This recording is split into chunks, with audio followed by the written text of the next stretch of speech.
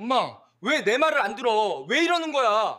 평생 일해서 돈 모아서 마지막 남은 빌라까지 날렸잖아. 아들의 화난 목소리가 메아리쳐 울립니다. 1년 전까지만 해도 저는 인천에서 35년간 남편과 미용실을 운영했던 미향미용실 원장이었습니다. 하지만 지금은 쪽방촌 30만 원 원룸에서 아들의 잔소리를 듣고 있죠. 과연 제가 베트남 다낭에서 무슨 일을 겪었을까요? 65세 모든 재산을 잃고 다시 반지하 원룸 신세가 되었을까요? 이야기 시작하기 전에 구독과 좋아요 부탁드립니다. 자, 지금부터 무슨 특별한 사연이 있었는지 지금 바로 시작해 보겠습니다. 인천의 오래된 골목, 30년을 버틴 미용실 간판 아래서 가위를 잡던 65살 정미향입니다. 저는 평생을 가위 하나로 살아왔습니다. 19에 미용실 보조로 들어가서 23세 기술자가 됐고 30에 제 이름 걸고 가게를 냈어요. 인천의 작은 골목, 미양미용실이라는 간판을 달았죠. 그때만 해도 이 동네는 사람 사는 냄새가 물씬 났습니다. 아침이면 학교 가는 아이들 소리가 들렸고 저녁이면 퇴근하는 직장인들이 골목을 채웠어요. 제 미용실은 메인 골목 삼거리에 있었습니다. 남편은 저보다 3살 위에요. 젊었을 때 건설 현장에서 일했는데 무릎이 안 좋아져서 60이 되던 해에 일을 그만뒀죠. 그 뒤로는 제 미용실에서 계산을 받습니다. 손님 예약받고 재료 주문하고 청소하고요. 처음엔 어색해했어요. 그래도 시간이 지나니까 익숙해졌습니다. 저는 그런 남편이 고마웠어요. 동업자이자 인생 파트너였으니까요. 아들 태진이는 38입니다. 대학 졸업하고 취직해서 지금은 경기도 어느 회사에 다니고 있어요. 결혼은 아직 안 했습니다. 우리 부부가 미용실 하느라 바빴으니 아들도 혼자 크느라 바빴겠죠. 그래도 착한 애예요. 명절 때마다 찾아오고 부모 생각도 하고요. 다만 조금 고지식한 면이 있습니다. 안정적인 걸 좋아하고 모험을 싫어하죠. 이 동네의 변화는 몇 년 전부터 시작됐어요. 옆 동네에 신도시가 들어섰습니다. 브랜드 아파트들이 들어서더니 대형 병원, 마트, 학원가, 카페거리가 한꺼번에 생겼죠. 젊은 사람, 나이 든 사람 모두가 그쪽으로 몰렸어요. 우리 동네는 점점 조용해졌습니다. 가게 문을 열어도 손님이 없는 날이 늘어났어요. 주말엔 의자가 꽉 차던 때가 있었는데 이젠 텅텅 비어 있습니다. 여보, 동네가 점점 차가워지고 낯설게 변하고 있어. 남편한테 혼잣말처럼 중얼거렸어요. 남편은 대답 없이 미용실 바닥에 머리카락 빗자루질만 했습니다. 우리 둘 다 알고 있었죠. 이 골목이 더 이상 예전 같지 않다는 걸요. 임차인에게 상가 임대료 인상 통지서가 날아왔습니다. 건물주가 바뀌었다면서 월세를 80만 원 올리겠다는 거예요. 100만 원이던 월세가 80씩이나 더 올린다니요. 거의 2배나 오른 월세였습니다. 장사는 예전보다 안 되는데 월세가 2배나 오르다니. 재료비도 공과금도 인건비도 계속 올랐습니다. 손님은 줄고 지출은 늘어나니까 장사가 안 됐어요. 저녁이면 장부를 펼쳐놓고 계산기를 두드렸습니다. 이번 달도 다음 달도 적자, 그 다음 달도 적자였어요. 이제 문 닫고 쉬는 게 낫지 않을까? 조용한 남편이 조심스럽게 말했습니다. 하지만 저는 고개를 저었어요. 아직 나를 찾는 손님이 있어. 이 골목에서 내 손길 기다리는 사람이 아직 남아있다고. 사실 고집이었을지도 몰라요. 30여 년을 한자리에서 버텼는데 그냥 접는다는 게 쉽지 않았습니다. 이 가게는 제 인생 전부 그 자체였으니까요. 여기서 돈 벌어 작지만 빌라 한 채 손에 쥐었고 아들 대학교도 졸업시켰습니다. 제 나이 아직 70이 안 되었는데 두 팔다리 멀쩡하고 기억력도 건강도 모두 좋은데 이대로 미용실을 문 닫기는 너무 허탈해요. 가게 걱정으로 잠이 오지 않는 밤 휴대폰으로 유튜브를 보다가 한 영상에 눈길이 갔어요. 다낭에서 작은 미용실을 다시 시작한 노부부 이야기였습니다. 한국에서 작게 운영하던 미용실 가게를 접고 베트남으로 건너가 새로운 인생을 살고 있다는 내용이었죠. 바다가 보이는 골목에서 웃으며 가위를 드는 그녀의 모습이 부러웠어요.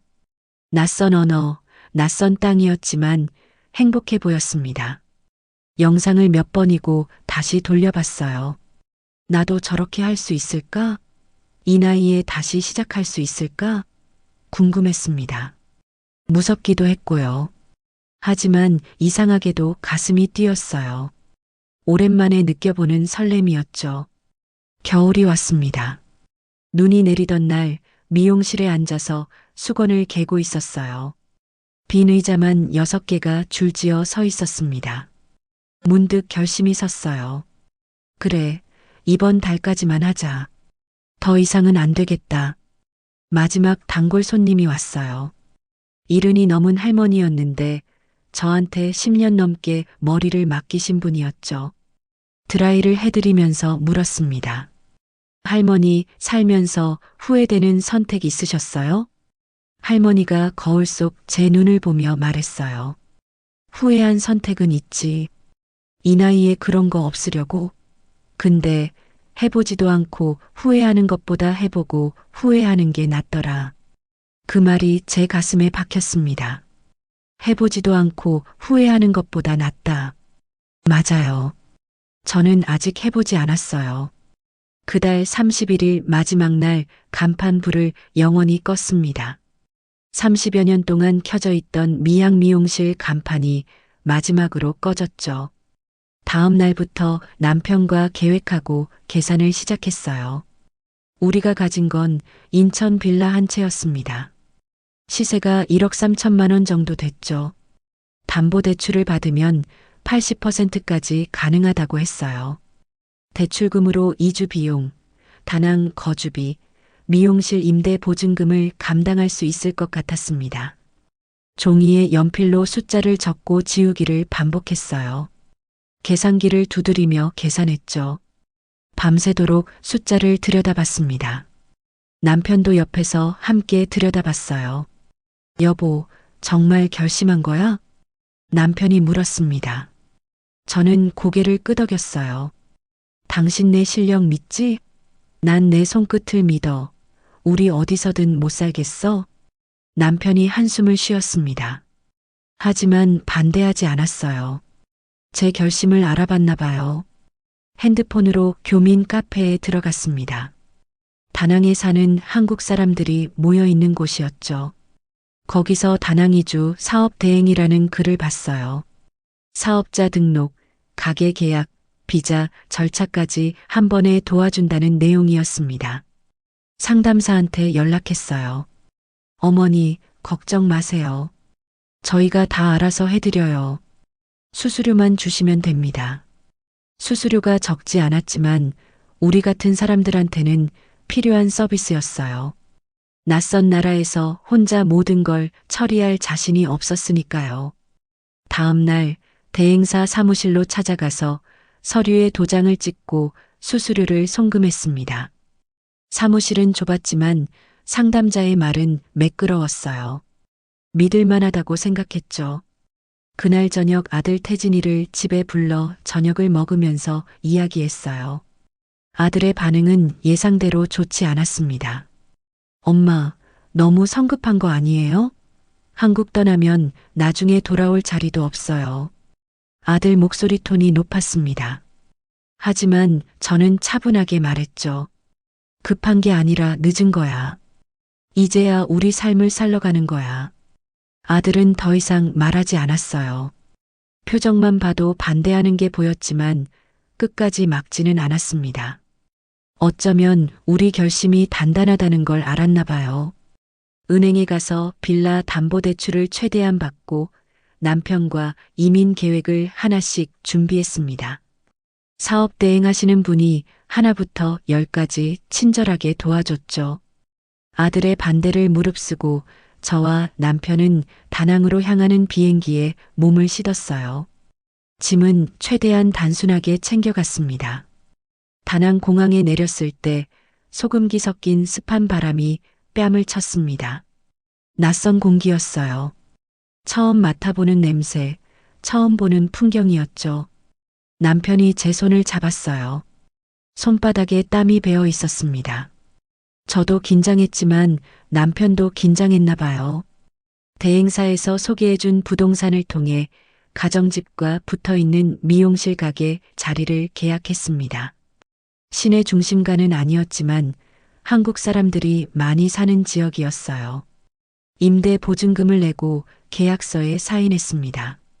대행업체가 도와줘서 모든 일이 순조롭게 진행되었어요.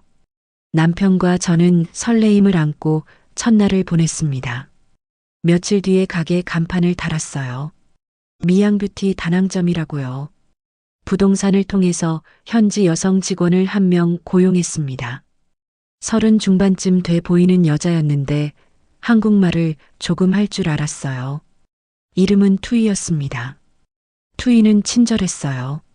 손님 응대도 잘하고 청소도 깔끔하게 했죠. 원장님, 아무 걱정 마요. 여기선 제가 다 할게요. 편하게 시켜만 주세요. 투이가 웃으며 말했습니다. 저는 고개를 숙여 고맙다고 했어요. 언어가 서툴렀지만 투이 덕분에 모든 일이 수월했습니다. 첫 달은 손님이 많지 않았어요. 한국 교민 몇 명이 찾아왔고 현지인 손님도 가끔 왔습니다. 투이가 통역을 해줬죠. 제 손끝은 여전히 정확했어요. 손님들이 만족해했습니다. 입소문이 나기 시작했어요. 두 번째 달부터는 손님이 늘었습니다. 예약이 차기 시작했죠. 현지 여성들이 제 손길을 좋아했어요. 한국식 커트가 인기였습니다. K 문화가 전 세계에 인기 있다고 하더군요. 한국의 드라마 속 주인공 사진을 보여주며 똑같이 커트해달라는 손님이 많았습니다. 한국 문화를 이렇게 좋아하다니 신기하면서도 뿌듯하고 날로 늘어나는 손님들을 보며 바쁘고 행복한 나날이었습니다. 남편도 덩달아 바빠졌어요. 계산하고 시장에서 재료 주문하고 손님 예약 받고요. 우리 부부는 다시 바쁜을 살았습니다. 두 번째 달은 매출이 첫 달에 비해 3배가 늘었어요. 투이는 정말 많은 걸 도와줬어요. 은행 업무를 대신 봐줬고 임대료 납부도 챙겨줬습니다. 세무 서류 같은 것도 알아서 처리해줬죠. 저희는 베트남어를 못하니까 투이가 없으면 아무것도 할 수 없었어요. 없어선 안 될 존재가 되어 있었죠. 투이 없으면 우리 어떻게 살았을까? 남편한테 웃으며 말했습니다. 남편도 고개를 끄덕였어요. 우리는 투이를 믿었습니다. 두 달이 지났습니다. 장사가 잘 됐어요. 한국으로 대출 이자를 보내고 월세 납부하고 투이 월급을 주고도 넉넉한 삶을 살 정도로 여유가 생긴 거예요. 저는 생각했어요. 정말 도전하길 잘했어. 내 선택이 맞았구나 하고요. 그런데 세 번째 달 어느 날 아침 투이가 출근하지 않았습니다.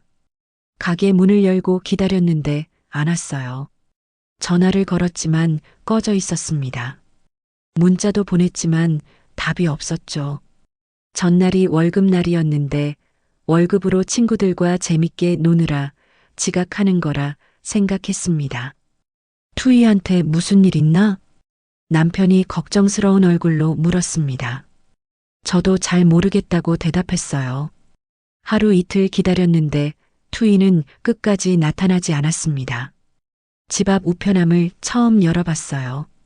미납 고지서가 쌓여 있었습니다. 임대료 연체 통지, 전기세 독촉장, 세무 서류 경고문이 가득했어요. 이게 무슨 일인가 싶었죠. 투이가 다 처리한다고 했는데요. 투이에게 전달한 임대료, 전기세들은 다 어디로 간 걸까요?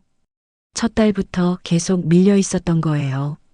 투이가 납부했다고 저에게 확인까지 시켜줬는데 그것들은 다 뭐였을까요? 하늘이 무너지는 날이었습니다. 저는 바로 은행에 갔습니다. 통역 어플을 켜고 직원한테 물어봤어요. 제 계좌를 확인하고 싶다고요. 직원이 컴퓨터를 두드리더니 화면을 보여줬습니다. 잔액이 거의 남아있지 않았어요. 부동산에 찾아갔습니다. 부동산에서는 여직원이 저의 대리인 서류를 보여주면서 임대료를 다음 달에 납부하겠다고 미룬 상태라고 했어요. 3일 전에는 보증금까지 찾아갔다고 했습니다. 머리가 하얘졌어요. 손이 떨렸습니다. 남편이 제 팔을 붙잡았어요. 여보, 정신 차려. 괜찮아? 괜찮을 리가 없었습니다. 투이가 저희 부부 전 재산을 가지고 사라진 거예요. 우리가 믿고 맡긴 돈을 가지고요. 경찰서에 갔습니다. 신고를 하려고 했죠. 하지만 언어가 통하지 않았어요. 통역 어플로는 한계가 있었습니다. 경찰은 서류를 주면서 뭐라고 말했는데 무슨 말인지 알 수 없었어요. 경찰서에서 여러 가지 대안을 제안했지만 우린 결국 사기를 당했고 투이라는 사람도 인적 정보를 찾을 수가 없었습니다. 우리는 허탈하게 그냥 집으로 돌아올 수밖에 없었어요. 가게 문을 닫았습니다. 더 이상 운영할 수 없었어요. 남은 돈으로는 한국으로 돌아갈 비행기 표를 사는 게 고작이었습니다. 여보, 돌아가자. 우리가 여기서 할 수 있는 게 아무것도 없어. 냉정하게 생각하고 여보 얼른 짐 싸자. 남편이 쓸쓸하게 웃었어요. 저는 아무 말도 할 수 없었습니다. 내가 뭘 한 걸까? 남편한테, 아들한테, 나 자신한테 미안했어요. 꿈인 것 같은 이 상황에 저는 정신을 부여잡으려 노력했어요. 죄인이 된 것 같은 느낌이었죠. 남편은 저에게 원망도 어떠한 말도 하지 않았습니다. 늘 그랬듯이요. 인천공항에 내렸을 때 모든 게 무너진 기분이었습니다. 한국이 낯설었어요. 돌아갈 집도 없었습니다. 아들 태진이한테 연락했어요. 태진이가 부랴부랴 달려왔습니다. 아들 얼굴을 보는데 눈물이 났어요. 태진이는 분노에 찬 얼굴로 아무 말 없이 우리를 데려갔습니다. 쪽방촌 반지하 원룸이었어요. 보증금 500에 월 30짜리라고 했습니다. 태진이가 오전에 급하게 구한 집이었죠. 좁고 어두웠습니다. 벽지 끝에 곰팡이가 있고 손바닥 폭만한 창문 밖으로 사람들 발만 보였어요. 여기가 우리가 돌아온 현실이었습니다. 엄마 아빠 제가 분명히 말렸잖아요. 왜 그렇게까지 했어요? 왜? 태진이가 소리쳤습니다. 저는 대답하지 못했어요. 변명할 말이 없었으니까요. 남편도 고개를 숙이고 있었습니다. 며칠 동안 저희 부부는 방 안에만 있었어요. 밥을 먹어도 맛이 없었습니다. 남편은 말이 없었고 저도 입을 열지 못했어요. 태진이가 가끔 찾아와서 반찬 가게에서 산 반찬을 놓고 갔습니다. 아들 역시도 아무 말 없이 저희 상태만 들여다보고 돌아갈 뿐이었습니다. 아들 얼굴을 볼 때마다 죄인이 된 듯 미안했어요. 어느 날 저녁 저는 아들한테 조심스럽게 말했습니다. 태진아, 부탁 하나 있어. 엄마, 차가 필요한데 중고 봉고차 하나만 구해다 줄래? 태진이가 어이없다는 표정으로 저를 봤어요. 엄마, 봉고차라니? 내일이 아직 끝난 건 아니라서. 아들이 한숨을 쉬었습니다. 하지만 아들은 며칠 뒤 낡은 중고 봉고차 한 대를 끌고 왔어요. 300만 원짜리 차였습니다. 태진이가 자기 적금을 깨서 산 거였죠. 이거로 뭐 하실 건데요? 아들이 물었습니다. 저는 웃으며 말했어요. 찾아가는 미용실 할 거야. 아들은 그날도 걱정스러운 얼굴을 하고 돌아갔습니다. 다음 날 날이 밝은 대로 남편과 함께 차를 꾸몄습니다. 뒷좌석을 떼어내고 거울을 달았어요. 접이식 의자를 실었고 드라이기와 소독제도 챙겼습니다. 차 옆면에 스티커로 된 글자를 붙였어요. 전국으로 찾아가는 미향 미용실. 경로당부터 돌아다녔습니다. 무료 봉사로 시작했어요. 할머니들 머리를 다듬어 드렸죠. 제 실력은 역시나 명불허전. 여전했습니다. 할머니들이 너무 좋아해 줬어요. 그렇게 2달 남편과 여행한다는 기분으로 어디든 가서 노인들의 머리를 커트해 드렸어요. 어느새 입소문이 났습니다. 전국 복지관에서 연락이 왔어요. 시장 골목 상인회에서도 연락이 왔습니다. 시골 장터에서도 불러줬어요. 예약이 차기 시작했죠. 3달 만에 무료 서비스에서 유료로 전환했습니다. 노인들을 위해 모든 커트 비용은 5,000원이었어요. 불편한 미용실이지만 그래도 손님들이 찾아줬어요. 봉고차는 전국을 돌아다녔어요. 운전은 남편이 했습니다. 남편이 운전석에서 말했어요. 여보, 우린 결국 미용실을 더 크게 낸 거야. 대한민국 전국이 미양 미용실 가게잖아. 저는 크게 웃었습니다. 맞아요. 전국이 우리 가게였습니다. 우리는 매일 달렸어요. 아침이면 어딘가로 향했고, 저녁이면 손님들의 웃음을 싣고 집으로 돌아왔습니다. 남편과 집으로 돌아오는 차 안에서 다낭 이야기를 가끔 합니다. 2달은 참 행복했다고. 나를 믿고 따라온 당신한테 참 고맙다고. 남편은 그때도 지금도 늘 제가 옳았다고 합니다. 가슴이 뭉클했어요. 어느 누구도 이 나이에 낯선 곳에서 새로운 도전을 하기는 어려운 거라고. 그 어려운 일을 당신이 해낸 거라고. 결과가 어떻든 우린 아직 끝나지 않았어요. 저는 그런 남편이 세상에서 제일 멋있습니다. 이 나이에도 꿈을 꿀 수 있고 이만큼이면 성공한 삶이라고 생각합니다. 아들도 아직은 저를 차갑게 대하지만 늘 챙겨줍니다. 우리는 전 재산을 잃었습니다. 하지만 희망을 놓지는 않았어요. 제 손끝이 남아있으니 갈 길도 남아있었습니다. 길 위에서 다시 시작했습니다. 오늘도 내일도 저와 남편은 달립니다. 누군가의 머리를 다듬고 누군가의 마음을 다듬죠. 그게 제 인생입니다. 가위 하나로 시작해서 가위 하나로 끝날 인생이죠. 후회는 없습니다. 단골 할머니 말대로 해보지도 않고 후회하는 것보단 나으니까요. 여러분도 도전하고 싶은 있으신가요? 늦는 때는 없습니다. 오늘이 가장 젊은 날이니까요. 어떤 상황에서도 포기하지 않고 꿈을 꾸는 주인공 미양 씨에게 하고 싶은 이야기가 있다면 댓글 달아주세요. 구독과 좋아요도 부탁드립니다. 이 이야기가 널리 알려지도록 지인분께 공유해 주신다면 서로에게 선한 영향력이 되어 행운이 올 거라 생각합니다.